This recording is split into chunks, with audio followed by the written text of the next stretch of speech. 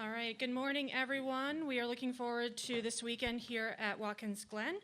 We're going to begin our NASCAR Cup Series press conferences in advance of tomorrow's Go Bowling at the Glen race.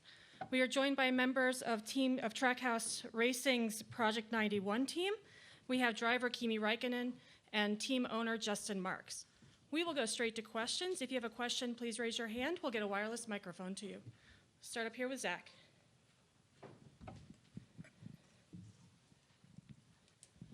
Zach Sterniolo with NASCAR.com. Kimi, just coming back to NASCAR after an 11-year hiatus, what was the biggest factor that brought you to this opportunity to make a Cup Series start? I think Justin, obviously they contacted, I think it was last year at some point, and then he kind of left it alone for a while, and then we had a little discussion, and then obviously he visited us in Switzerland, and I think everything kind of worked out well. It made sense. I wanted to do a little bit of racing. I think how the timing was right.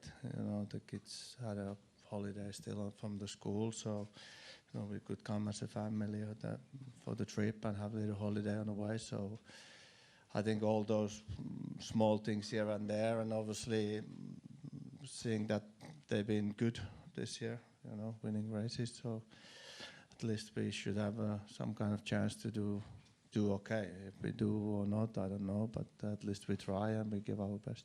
What were your takeaways from getting to do that driver orientation test last week as well?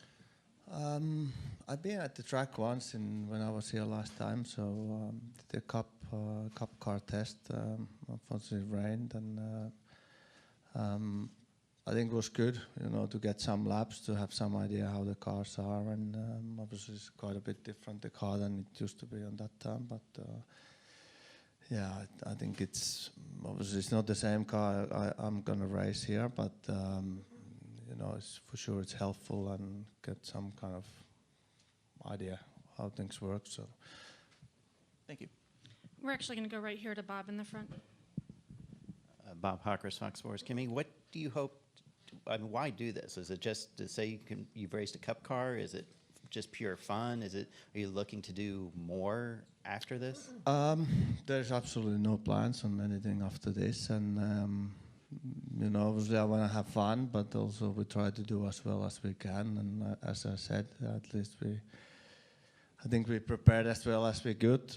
Very limited amount of anything, obviously, with how the rules are in most of not just here in the NASCAR, but also, where I come from, it's the testing is always the tricky part, and if you haven't done it,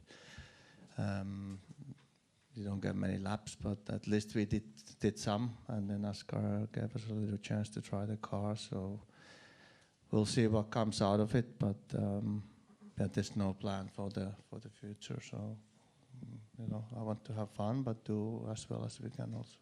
And the restarts in NASCAR tend to have a lot of contact. I'm sure they've told you there will be a lot of contact. Are you looking forward to that, or are you apprehensive on just how much contact you should have and how much contact you should accept?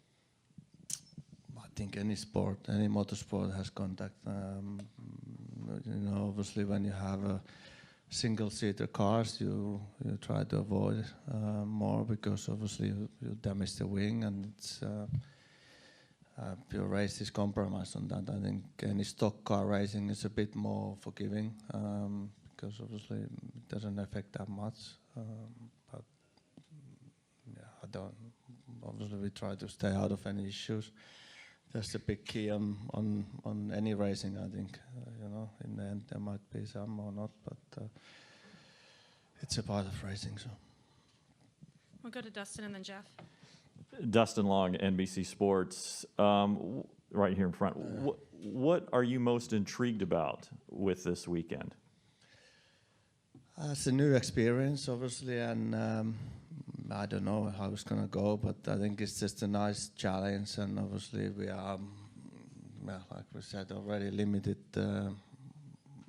running on a car, and obviously will be very short practice here. That will be tricky.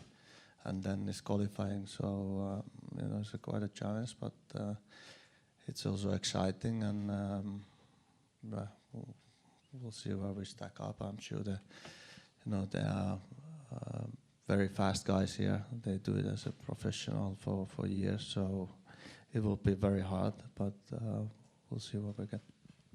And secondly, at the end of the day, why does a world champion do something like this, where even with the testing, you've had limited time in the car, you'll have limited time on the track, so it does not give you as good of an opportunity to do as well or to showcase maybe everything that you can do?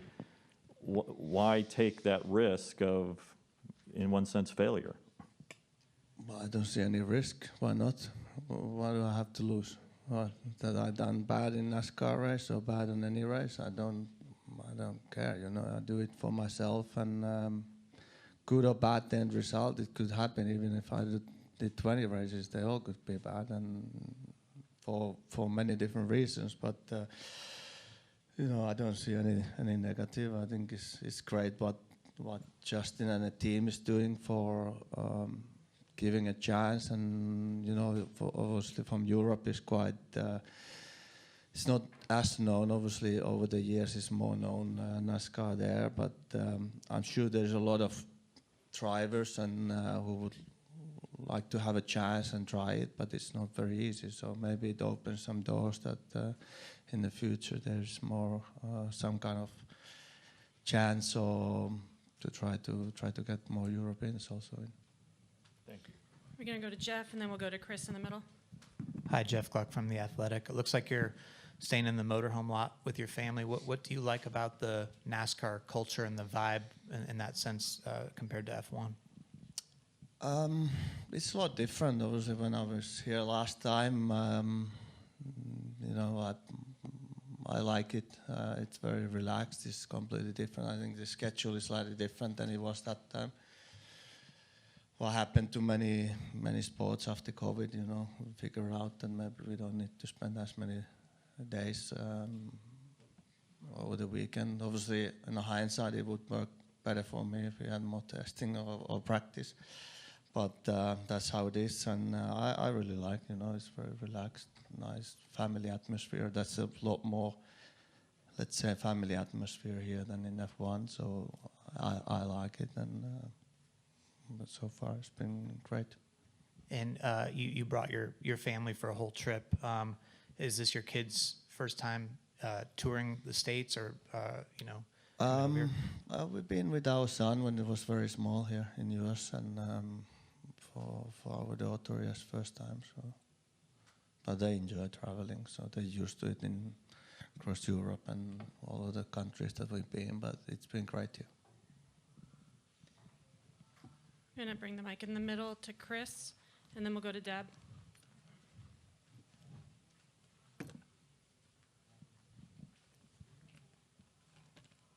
Right here in the middle. Chris, raise your hand, please. Thank you. Chris@catchwins.com. Justin, can you talk about the overall path and future of Project 91 and what we could see with the program moving forward? Is there any plans for the rest of this year or next year? Yeah, this is the only event for Project 91 this year, and this is really kind of our opportunity to sort of build this program, see what it's how it impacts the operations of the company, to field a part-time third car. I mean, I've been telling people we haven't hired one person for this project. We've just been a lot of people in the track house have been doing kind of time and a half to get this to go. So this is really just about what it looks like to field a part-time third car as far as on the operations of the company. I think moving forward, so this will be the only event this year. I think moving forward, Project 91, the road courses really are kind of the ideal places to bring guys like Kimi in, just because of the experience on the road courses. I think it's a quicker learning curve, and they can get up to speed a lot more quickly than to go to ovals. So that being said, I mean, I think ultimately Project 91 is a program that operates at all of the road courses during the season, and then potentially some of the other sort of tentpole events like the Daytona 500 or Cocoa 600, something like that. I mean, I think at some point you get so many races that you have to look at actually just fielding a third full-time car. But I think for Project 91, it's a 6 to 8 race program potentially next year and beyond. and and it's a brand extension of Trackhouse. I think we can get really unique on the content side, on the merch side, and just create great stories. That's sort of where I'd like to see it go. We'll go to Deb and then Nathan. Deb Williams, RacingToday.com. I have one for Kimmy and one for Justin. This Watkins Glen was the site of the U.S. Grand Prix Formula One race from 1961 to 1980. And if you go down to Seneca Lodge, you can still see the victory wreaths and all from that F1 era. So, to Kimmy, since you have your family with you, have you looked at any of that history that existed here with Formula One? And Justin, because of that history here, did that enter into your decision of having Kimi here make his Cup debut with Project 91? We came yesterday, so obviously I know a little bit of history of F1 being here, seeing some old videos from it, but apart from that, I haven't really seen much yet. So the kids, they're interested on doing other things, so they're a bit too young for that yet. So, but yeah, I certainly know the history, and it's a great place. I think it's a nice area, kind of feels middle of nowhere, but I enjoy that, and it's good to be here.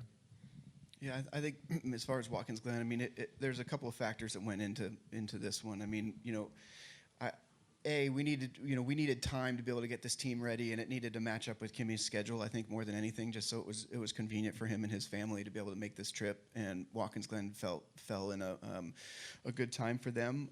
I didn't want to debut Project 91 in the playoffs. That was not interesting to me. And then as far as Watkins Glen, I mean, this is a track where obviously there's a lot of history. The fan base is huge. I mean, it's a great event for the sport. So there's already typically a spotlight on it just because of the history, because, the quality of the races. And, it's a track where I think if he starts to learn the race car and the race, and we have a good race going, that, you can make passes and you can create a good event. And this race typically doesn't get kind of Mickey Mousey like Indy did, and some of these other events. So I think there's a lot of factors that went into it, and that just made this sort of the ideal place. We have time for 2 more questions. We're going to go to Nathan, and then we'll wrap up with Dustin over on the left. Nathan Stone with the podium finish, one for each of you. Kimi, obviously, when you tested last week at VIR, Daniel was there with you. What's it been like to have that support system between Daniel and Ross for you to kind of learn and adapt with the next-gen car? Obviously, it's useful. It's any help is good with a very limited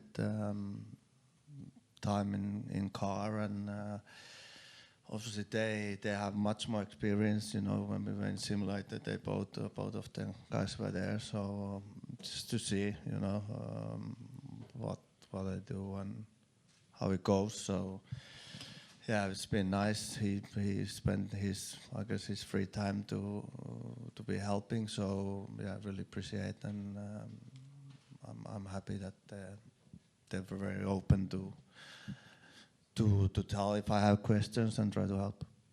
And Justin, what are your reasonable expectations for this race? And do you think that Project 91 would have ever been possible with the old car versus now doing it with the first year of the next-gen car? Well, I mean, I definitely think it was possible, but I think what this car represents is a lower barrier of entry for drivers from other disciplines, because this car is much more consistent with other racing cars, road race cars globally.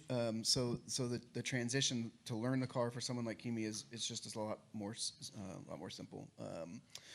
And then expectations, I mean, the speed's going to be there, the preparation's going to be there, the fitness is going to be there, all that. I think where the heavy lift is just in understanding procedurally how the race goes, making sure that there's no drama in the pits and on the restarts and things like that. So I mean, I think if we do all that, I mean, I think anything is possible. I really do believe that anything is possible. We have to run a good strategy and get a little bit lucky. But I mean, what he has shown, what he showed at the test and what he showed in the sim and some of the other things that we've done, I don't have any issues with the pace or preparation or anything like that. I think I think it's going to be right on par. So if we do a good job for him as a team, I think that we could have a very good day. Going to wrap up with Dustin. Dustin Albino, JSK.com right here, Kimi. A lot of the drivers recently have voiced their excitement of racing and meeting you. Is there any drivers in NASCAR that you feel the same about meeting or racing? Well, I think generally it's just nice to race whoever it's going to be, and you know, it's always exciting when you race against people that you haven't raced against, and obviously they're very professional guys. The rules are slightly different here than, let's say, what I'm used to, but you know, I'm happy to be here and meet the guys. And what I remember from the last time, very relaxed, open, easygoing. You know, easy to talk to other drivers. Is again maybe a bit different than we are used to in where I come from. But obviously they get a bit heated sometimes. I've seen on some videos after race, but you know, it's nice to be. Kimi and Justin, thanks for joining us. Good luck this weekend. Thank you.